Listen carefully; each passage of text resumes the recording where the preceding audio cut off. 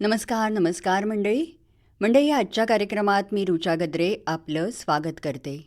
आज गुरुवार, भारतीय सौर दिनांक 17 वैशाख शके 1948 अर्थात 7 मे 2026. मंडळी, आता मुलांना मे महिन्याच्या सुट्ट्या लागल्या असतील ना, त्यामुळे कुठे ना कुठे फिरायला जाण्याचे प्लॅन सुरू असतील. खरं तर मुलांइतकीच सुट्टीची गरज आपल्या मोठ्यांनाही असते. म्हणजे बघा, रोजच्या धावपळीतून 4 निवांत क्षण मिळावेत असं प्रत्येकाला वाटतं. आणि हा वेळ मस्त आपल्याला हवा तसा, म्हणजे आपल्या मित्रमैत्रिणींसोबत, घरातल्यांबरोबर गप्पा मारत घालवावा असं वाटतं. अशा निवांत गप्पा आपल्याला एक ऊर्जा देऊन जातात. मंडळी, आता गप्पांचाच विषय निघालाय तर ऐकूया गप्पा गोष्टी हा कौटुंबिक संवाद. याचं लेखन केलंय कोमल कळंबटे यांनी आणि यामध्ये रोहित देव, ऋचा गद्रे आणि विद्या तावडे यांनी सहभाग घेतला आहे. छे बा, काहीतरी चुकाडा होतोय हा. अगं ए माई, काय करतेस काय? काय हो, काही हवंय का तुम्हाला? अगं जवळच बसलीस ना, तर जरा त्या पंख्याची स्पीड वाढवतेस का? अगं वाराच लागत नाहीये अजिबात. थांबा बघते. अहो, हा तर फुल स्पीडवर फिरतोय. काय सांगतेस काय? हो, खरंच 5 वर फिरतोय पंखा. छे बाबा, या उन्हाचा ना नुसता कहर सुरू आहे. हात टेकले हो त्याच्या पुढे. अहो, इतक्यात काय हात टेकताय त्याच्यासमोर? मग अजून तब्बल 1 महिना काढायचा आहे. काही खरं नाही हा माई. बघ, म्हणजे बाहेर झाडाचं एक पान सुद्धा हलत नाहीये ग. तरी बरं, आता संध्याकाळची वेळ आहे म्हणून तेवढं काही वाटत नाहीये. हा, म्हणजे सकाळी 11 नंतर ते संध्याकाळचे अगदी 4:30-5 होईपर्यंत ऊन चांगलंच जाणवतं. आणि त्यात स्वयंपाकघरात काम करणं म्हणजे तर मोठा टास्कच आहे. होय होय, खरं आहे ग. मग सांगा बघू, आम्ही कोणाला सांगायचं बरं? आणि त्यातही सगळं जेवण कसं सागर संगीत बनवलेलं असतं. हां, पण जाऊ देत. आमची काय किंवा आम्ही करतो त्याची काय किंमत आहेच कुठे म्हणा. हा, हो तर म्हणजे या बाबतीत तर मी काही बोलूच शकत नाही हा. अगदी सरेंडर. पण माई, असं अजिबात नाहीये हा की किंमतच नाही वगैरे. हा आरोप मात्र मी फेटाळून लावला. काय तर म्हणे, आरोप फेटाळून लावला. मग काय, मान्यच नाही म्हणून फेटाळून लावला ग. बरं, मला एक सांग की किंमत नसती आणि तुझी दगदग दिसली नसती तर उगीच सांगितलं असतं का तुला? माई, आता ऊन वाढत चाललंय बरं का. काम करताना, विशेषतः स्वयंपाकघरात गॅसजवळ काम करताना काही नियोजन कर. म्हणजे सकाळी लवकर किंवा मग संध्याकाळी उशिरा स्वयंपाक तयार कर. म्हणजे गॅसजवळ काम केलं तरी फार त्रास जाणवणार नाही. हा, लक्षात आहे तर. अहो, न ठेवून कुणाला सांगू? रोज रोज त्याच सूचना आल्या ना की बरोबर शब्द लक्षात राहतो. बरं, चला, मी तुमचा हा उकाडा थोडासा सुकर बनवते. काय बोलतेस काय? कसा काय? थांबा, सांगण्यापेक्षा ना सरळ घेऊनच येते. अच्छा, बरं. हे घ्या बघू. अहो, थंडगार पन्ह आहे. वा वा वा माई, या गरम्यामध्ये ना हे पन्ह म्हणजे जणू ना अमृतच आहे ग. हो ना. पण काय ग, मागच्या वेळी केलेलं पन्ह संपलं होतं असं म्हणालीस ना तू? हो, ते संपलंच होतं. पण काल सदू आलेला ना कैऱ्या घेऊन. जास्त नव्हत्या, मध्यम आकाराच्या 3-4 होत्या. अच्छा. मग म्हटलं पन्ह करून फ्रीजमध्ये ठेवून देऊ, म्हणजे हे असं पटदिशी वापरता येतं ना. माई, हे म्हणजे ना तू एक नंबर काम केलंस. म्हणजे जरा कोरड पडलेल्या घशाला ना जरा बरं वाटलं बाई. नाही म्हणजे तशी आता संध्याकाळ झाली आहे म्हटल्यावर चहा पण चालला असता. हो, ते आलंच माझ्या लक्षात. पण आता नाही मिळणार. म्हणजे मिळेल पण थोड्या वेळाने. अच्छा. काय मायनू, अण्णानू, अरे लक्ष्मी आली. अगं ये लक्ष्मी. ये. काही विशेष नाही ग, ते आपलं असंच. खूप गरम होतंय ना, त्यावरून जरा, बाकी काही नाही. बरं, ते जाऊ दे. लक्ष्मी, एकटीच आलीस तू? म्हणजे आमचा सदोबा कुठे गेला? वय भाजावलीचं काम आटपून हे गडी माणसासनी सोडाया जाणार होते बघा. अच्छा. म्हणून वायच उशीर व्हायचाय त्यांना, म्हणून मग मी एकटीच आले. बरं केलंस आलीस ते. नाहीतर हल्ली कामाच्या रहाटगडग्यात येणं तसं कमीच होतं तुमचं. वय म्हणून तर आले मुद्दाम. हा मग काय लक्ष्मी, शेतीची कामं आवरत आली आहेत की नाही तुमची? आणि आगोटाची तयारी केलीस की नाही? तर शेतीची कामं सुरू आहेत हा. आणि आगोटाची तयारी पण. हं. गिरणीवर लय गर्दी आहे बघा अलीकडं. मिरची द्यायची दलायला, पण म्हटलं पुढच्या आठवड्यात देन. चालायचंच ग. हा, आणि कोणचा मेसेज म्हणायचा, जाऊन देत, बघतील हे नंतर. आणि काय ग, वाळवण चुकवण घातलीस की नाही यंदा? लक्ष्मी, अगं लक्ष कुठं आहे? होय होय होय, काय म्हणाला हो म्हणा तुम्ही? अगं नाही, मी म्हटलं यंदा काही साठवणीचे पदार्थ केलेस की नाही? नाही हो, यंदा काय नाही विशेष करायचं. काय सांगतेस? वय वय, जेवढा येल मिळतोय त्यात आपलं जमेल झेपेल तेवढंच करायचं ठरवलेलं हाय. बरोबर आहे, हे सगळं ठीक आहे. पण गेल्या काही दिवसात गरमा खूप वाढलाय आणि त्याआधी गारांसकट पाऊस पडला, त्यातच मधून मधून सोसाट्याचा वारा, यांचा एकत्रित परिणाम म्हणजे आंब्याचं नुकसान. काय बरोबर ना लक्ष्मी? वय वय, आंब्याच्या नुकसानीचं तर काही विचारूच नका माहिनो तुम्ही. यंदा तर आंबाच 25% हाय बघा. आणि जिथं हाय तिथं पण ह्या वाऱ्या पावसाची ही तरा. होय ना ग. आता ना अलीकडेच वारा पावसामुळे परसातल्या आंब्यावरचे कितीतरी आंबे खाली पडले. त्याच्यावरूनच बाकीचा अंदाज लावायचा. अगदी खरं बोलला बघा अण्णानू. हा. पण मी मगाशीच रेडिओवर कृषी विभागाची माहिती ऐकली. अच्छा. बघा आता फलपीक विमा योजना आहे ना, त्यात त्यांनी सांगितलं नी हा. की जर वाऱ्याचा एक तासाला 25 किलोमीटर किंवा त्याच्यापेक्षा जास्त असेल आणि नुकसान झालंच तर आपल्याला 72 तासांच्या आत तक्रार करायला हवी. अरे बाप रे, एवढ्या लवकर? मग कुठं करायची तक्रार? 1 मिनिट थांबा माई, सांगते. मोबाईलमध्ये टाकलाय ना तो नंबर मी. नाही म्हणजे कधी कोणाला सांगायला लागलं तर असू देत आपल्याकडं म्हणून. हे बाकी बरं केलंस हा लक्ष्मी. आता बघा 144447 हा टोल फ्री नंबर आहे बघा. तिथं फोन करून किंवा थेट कृषी विभागाकडे पण आपण तक्रार नोंदवू शकतो. अच्छा, म्हणजे वेळेमध्ये सांगितलं नाही तर नुकसान भरपाई मिळणार नाही का? वय, हा. म्हणजे फक्त हवामान केंद्रावर वाऱ्याची नोंद झालेली चालणार नाही. हा. तर त्यासाठी आपण स्वतः तक्रार करायला पाहिजे, तरच पंचनामा होणार. म्हणजे आपल्यालाच, म्हणजे बागायतदारांनाच यात पुढाकार घ्यावा लागणार आहे. आणि ही फळ पीक विमा योजना काय म्हणतेस तू नेमकी? त्या आपल्या जिल्ह्यातल्या आंबा आणि काजविनीसाठी विमा योजना चालू आहे. हा. लय शेतकऱ्यांनी ह्याचा लाभ घेतलाय म्हणजे. असं? आणि कधीपर्यंत आहे ही योजना आणि नेमके काय लाभ आहेत याचे? आता बघा अण्णानू, हा. 16 एप्रिल पासनं ते आता 15 मे दरम्यान आहेत वाटतं. वाऱ्याचा एक जर 25 किलोमीटर एवढा असेल तर काहीतरी 20,000 रुपये प्रति हेक्टर मिळणार. आणि त्याच्यापेक्षा जास्त एक असेल तर काहीतरी 34,000 म्हणे मिळणार. अरे वा, मग तर बागायतदारांना थोडाफार तरी आधार मिळेल. हा, हो, पण त्याच्यासाठी आधी तक्रार करणं महत्वाचं आहे. हे खरंय. वय वय, म्हणूनच नीट सगळं ऐकून घेतलं आधी. म्हणजे काय माहिती पाहिजे असेल तर सांगता येईल आणि त्याला त्याचा उपयोग पण होय. हे बाकी बरं केलंस हा तू. आणि मी पण ना उद्या मंडळामध्ये गेलो ना की पहिली ही माहिती सगळ्यांना देईन. हा, मग ज्यांना हवं ते त्याचा लाभ घेऊ शकतील आणि कुणाचंही नुकसान होणार नाही. बरोबर.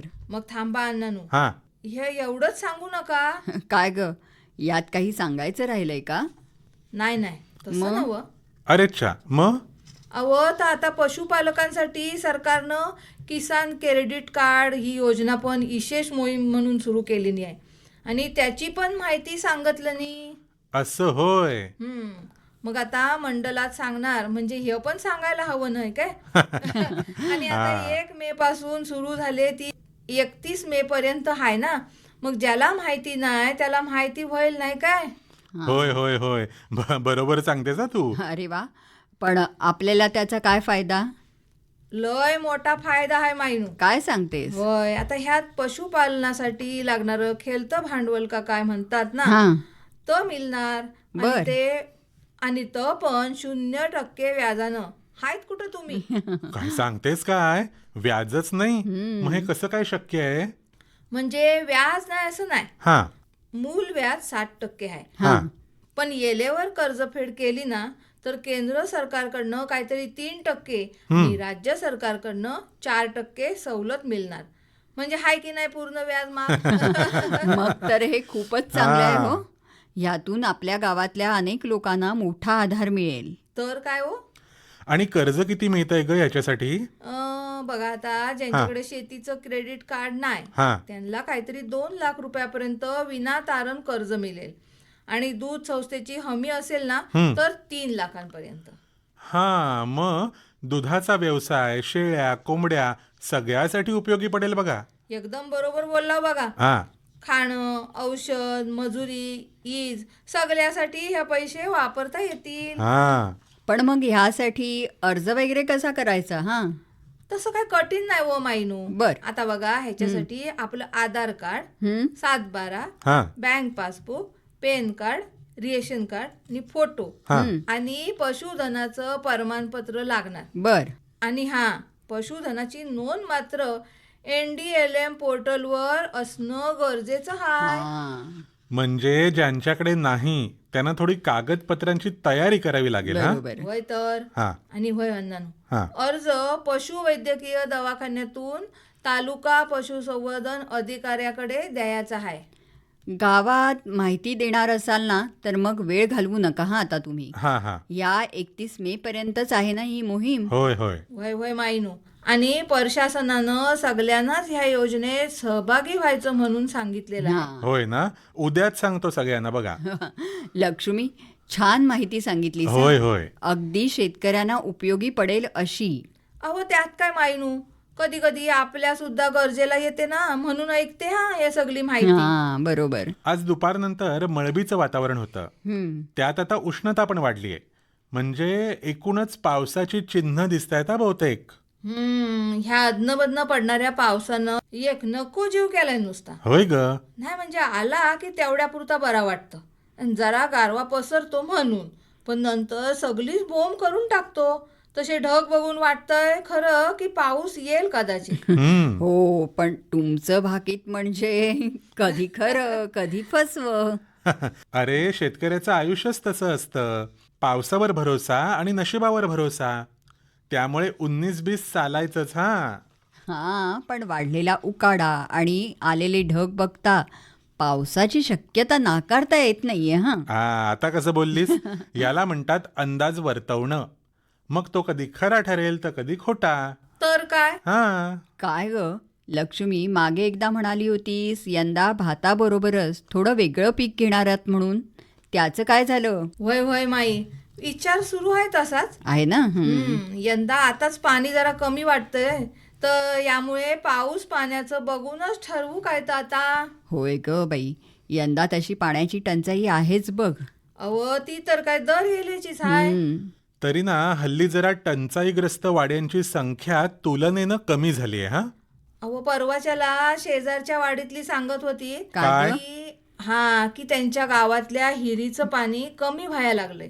पार तल गाठला नाही हाय. अरे बापरे. हो, काय सांगतेस? तर पाण्यासाठी अक्षरशः रांग लावायला लागते आता. 2-2, 3-3 तास रांगेत राहून जेमतेम 2-3 हंडे पाणी मिळतंय. अरे बाप रे, अगं कठीणच आहे मग. हो ना. अगं आम्ही लहान होतो तेव्हा विहिरीवर जाऊन पाणी काढायचो. पण एवढी टंचाई नव्हती हो तेव्हा. आता हे ऐकावे ते भलतंच एके. माई, तेव्हा लोकसंख्या कमी होती आणि निसर्गावर प्रेम जास्त होतं. आता लोकसंख्या वाढलीये, विहिरींची संख्याही वाढलीये, पण झरे तेवढेच आहेत ना. त्यांची संख्या नाही वाढलेली, उलट ती कमी कमी होतीये. शिवाय जो तो बोरवेल मारतो, हिरी खोदतो, मग त्याच झऱ्यातून येणारं पाणी जिकडं तिकडं वलतं होतं. अगदी बरोबर. आणि आता सगळे नळावरती प्रेम करतात. हो अण्णानू, नलावर प्रेम नाही केलं तर पाणीच येत नाही बघा कधी कधी. आता आपल्याकडे पण पाणी कपात केले पण माझ्या लक्षातच नाही. मी आपला नेहमीप्रमाणे नळ सोडला आणि बघते तर काय पाणीच आलं नाही. अरे देवा. म्हटलं हा नळ पण उपोषणाला बसला बहुतेक. वा माईनो, नळ उपोषणाला बसला ही आयडियाची कल्पना एकदम भारी बघा. आवडली मला. विनोद वगळता आपल्याला शांत बसून चालणार नाही बरं का. पाणी वाचवायला हवं. रोज थोडं थोडं जपलं ना तर मोठा फरक पडतो. अगदी बरोबर बोललीस माई. पावसाच्या पाण्याची साठवणूक करायलाच हवी हा. ते जास्तीत जास्त जमिनीमध्ये मुरवायला हवं. तर नैसर्गिक झरे बारमाही वाहतील. वय वय, आपल्या शेतात पण तसंच काहीतरी करायला पाहिजे. शेततळी हा एक चांगला पर्याय आहे हा. पण त्याची संबंधित लोकांकडनं नीट माहिती घेऊन ती नियोजनपूर्वक तयार करायला हवीत, तर त्याचा जास्त फायदा आहे. हां, हे बरोबर आहे हां तुमचं. हां. वय, आणि तर काय होते अण्णानू, रेन वॉटर हार्व काय भाई तो शब्द उच्चारताना बघा जीभ पडलेत अगदी. हार्वेस्टिंग म्हणजे रेन वॉटर हार्वेस्टिंग म्हणतेस तू. हा तोच तो. हा. काय बाई, केवढं ते मोठं नाव, तो पण करायला पाहिजे. अगं, नाव मोठं असलं तरी काम आपल्या फायद्याचं आहे बरं. नाहीतर आताची ही परिस्थिती आहेच. आपल्याकडच्या काही वाड्यांमध्ये तर टँकरने पाणी पुरवठा अगदी मार्च महिन्याच्या शेवटच्या आठवड्यापासून सुरू झालाय. अहो अण्णानू, ओ. मी तर ऐकलंय की काय काय ठिकाणी टँकर मागवून पण मिलेनात, अशी गत आहे बघा. होय होय, तसंच आहे. करतीलच काय गं, ऊनच इतकं पडतंय की नद्यांचं पाणी आटतंय. वय तर पाण्याची तर नुसती वापच होते. मग काय. कोरड्या पडणाऱ्या नदीपात्रांवर एकच उपाय म्हणजे तो गाळ उपसा करून नदीला तिच्या पूर्व रूपात आणणं. आलं का लक्षात? नद्यांमध्ये मोठ्या प्रमाणावरती गाळ साचला ना की त्याचा साठवण क्षमतेवरती परिणाम होतो. वय वय, एकदम बरोबर बोलला बघा तुम्ही. हा. त्यासाठी आताच्या ह्याच दिवसात गाल उपसाया घ्यायला हवा बघा. बरोबर आहे. गाळ उपसा केला की आपोआप नदी पात्र पण रुंद होतं हा, आणि तिची साठवणूक क्षमता वाढते. आणि वाढीव पाण्यावरती बंधारा बांधला की हे पाणी काही कालावधीसाठी नक्की वापरता येतं. खरंय हा तुम्ही म्हणताय ते. हा. म्हणूनच नाही काय सरकारकडनं दरवर्षी बंधारा घालण्यासाठी प्रोत्साहन दिलं जातं. हो, ती तर मोठी मोहीमच असते दरवर्षी. अगदी गावातला एखादा सोहळा असल्यासारखे सगळे एकत्र येऊन श्रमदान करतात आणि गावासाठी बंधारे बांधतात. अव, ह्यातून एकीचं बल दिसतं तर हो. यगलंच. हो हो. हा, बरोबर आहे. आणि या बंधाऱ्याचा परिणाम अगदी लगेचच त्याच वर्षी दिसला नाही तरी कालांतरानं टंचाईचा कालावधी पुढे पुढे सरकतो हा. आताही अनेक गावांमध्ये ग्रामस्थांनीच श्रमदानानं बांधलेल्या बंधाऱ्यांमुळेच टंचाईची तीव्रता कमी झाली आहे. अलीकडेच ना मी काही लोकांशी या संदर्भामध्ये चर्चा केली म्हणून इतक्या ठामपणे सांगतोय हा. हो, खरंय हा. हो हो, यंदा पाऊस ना थोडा उशिराचे असं आता तरी म्हणतायत बाबा लोक. पण आला की भरपूर गेल. त्यात गेल्या वर्षी तर ह्या पावसान तोंडचं पाणी पलवलं होतं. 15 मे नंतर जो काय चालू झाला तो थांबायचं नाव घेईना. अगं, कोकणातला पाऊस येतो, ऐकतो का कुणाला? हा. अलीकडे ना पावसाच्या या बेभरवशीपणामुळे नवीन पिढी शेतीकडे वळत नाही आणि आहे ती शेती करण्याकडे जास्त कोणी गांभीर्याने बघत नाही. काय सांगू मायनू, हल्लीची पोरं म्हणतात शेतीपेक्षा नोकरी बरी. तेच ना. का तर तुलनेने कष्ट कमी पडतात ना. पण तरी पण काय काय पोरं आपलं शेत हाय, फुकट कशाला दौडायचं म्हणून नाईलाजास्तव शेती करतात. हो ग. नाही नाही, हा म्हणजे काही अंशी तुमचं म्हणणं खरं असलं तरी अगदीच सगळीच लोक काही पाठ फिरवतायत शेतीकडे असं नाहीये. हा. म्हणजे काय म्हणायचे तुम्हाला? हा. शेतीतही अनेक उच्च शिक्षित तरुण मुली नवनवीन प्रयोग करतायत. हा. शेतीचा शास्त्रशुद्ध अभ्यास करून त्याला आताच्या AI सारख्या तंत्रज्ञानाची जोड देत कमी कष्टात, कमी खर्चात जास्त उत्पन्न आणि सकस उत्पादन कसं घ्यायचं याचा विचार करतायत आणि तसे प्रयोगही करतायत. हा. म्हणूनच विश्वास वाटतो. आणि शेवटी किती काय झालं तरी शेती सोडून कसं चालल. आपली मातीच आपली ओळख आहे ना. हा. काय अण्णानू, होय बरोबर तर ना? अगदी बरोबर. हो, पण कधी कधी खर्च जास्त आणि उत्पन्न कमी अशी गत असते ना. तर झालंच, खर्च जास्त आणि उत्पन्न कमी अशी गत असते, तेव्हा थोडं टेन्शन येतच बघा. ते तर सगळ्यांनाच येतं ग, पण जिद्द सोडायची नाही. आणि आता अण्णा म्हणाले तसं नवनवीन तंत्रज्ञानाचा वापर हळूहळू सर्वच ठिकाणी केला जाणार आहे. त्यामुळे काही दिवसात हेही चित्र पालटेल बघ. आणि शेवटी सगळ्यात महत्वाची गोष्ट काय आहे माहितीये का? कष्ट करा आणि देवावर सोडा. हो, आणि तुम्ही काय करता? फक्त सल्ले देता. अरे, अनुभव बोलतोय मी माझा. अण्णानू, हा. तुमचं तुमचा अनुभव सगळ्या गावात प्रसिद्ध आहे बघा. होय ना, माझ्या सल्ल्याशिवाय इथे कुठे कोणी बी पण नाही पेरत माहितीये हो काय. का? आणि कधी कधी चुकीचं पेरलं की बरं, ते जाऊ दे. पेरण्यावरून आठवलं की यंदा पेरायचंच झालं तर काय पेरायचं विचार सुरू आहे ना मग लक्ष्मी? विचार करते. ना. भात नेहमी असतोच, हम्म. पण त्याबरोबरच भाजीपाला पण करायचा म्हणते. कवा तरी बदल करायला पाहिजे नाही काय? हो हो, एकाच पिकावर अवलंबून राहायचं नाही हा. म्हणूनच यंदा भाजीपाला थोड्या मोठ्या प्रमाणात लावायचं ठरवलेलं हाय. छान छान. पण लक्ष्मी, बाजारभाव पण बघायला हवा हा. वयांनानो, हा. आता मोबाईलवर सगळं कळतं बघा. अरे होय. वा, ह्या काही जमेच्या बाजू आहेत हा आत्ताच्या शेतकऱ्यांसाठी. नाहीतर पूर्वीच्या काळी असं काही नव्हतं. होय ना, मला तर आठवतंय आमच्या लहानपणीच कशाला, अगदी चांगलं तरुण होईपर्यंत पण आकाशाकडे बघून अंदाज लावले जायचे. आणि आता आम्ही ऍप बघून अंदाज लावतो. हल्ली या मोबाईलमुळे कितीतरी गोष्टी सोप्या झाल्यात ना. हा. म्हणजे काहीही असलं तरी फक्त एका क्लिकवर कामं होतात लोकांची. तंत्रज्ञानाचा सुयोग्य वापरच अपेक्षित आहे हा. म्हणजे नुसता मोबाईल वापरून चालत नाही, तर त्या तंत्रज्ञानाचा आपल्यासाठी, गावाच्या, देशाच्या विकासासाठी योग्य वापर केला तरच त्याला अर्थ आहे.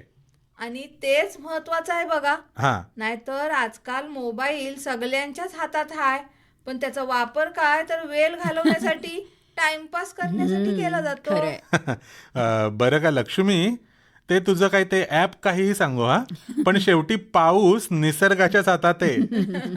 तर हो, आता निसर्गाला चॅलेंज कोण करणार? हो. हा. आपल्यात नाही बाबा एवढी हिंमत. त्याच्या पुढे तर सपशेल शरणागती. बरं माई, हा. हे सगळं ठीक आहे हा, पण ते मगाशी तू काय म्हणाली होतीस की काय काय हो, काय म्हणाले होते मी? कशाबद्दल बोलताय तुम्ही? अगं ते मगाशी नाही का बोललीस तू, नंतर काय? चहा देते वगैरे, आता बराच वेळ झाला. हो का? आता नाही का गरमी होत आहे? म्हणजे मगाशी तर खूप उकाडा जाणवत होता ना तुम्हाला. हो तर आताही जाणवतोय, मग पण आता इतक्या गप्पा झाल्यात ना, त्यामुळे चहा मॅन्डेटरी आहे. काय ग लक्ष्मी, बरोबर बोलतो ना? होय तर तो म्हणतात नाही का, संडे हो या मंडे, रोज खाओ अंडे. तसंच थंडी असू देत नाहीतर गरमी, चाय झालीच पाहिजे. झालाच हो पाहिजे. हो, आणते आत्ता करून आणते. गप्पा गोष्टी हा कौटुंबिक संवाद आत्ताच आपण ऐकलात. याचं लेखन केलं होतं कोमल कळंबटे यांनी आणि यामध्ये रोहित देव, ऋचा गद्रे आणि विद्या तावडे यांनी सहभाग घेतला होता. मंडळी, आपल्या गप्पा अशाच चालू राहतील, पण अहो वेळेची मर्यादा असल्याने आता आपल्याला इथेच थांबावं लागतंय. हो, पण पुन्हा आपली भेट आहेच. तोपर्यंत नमस्कार.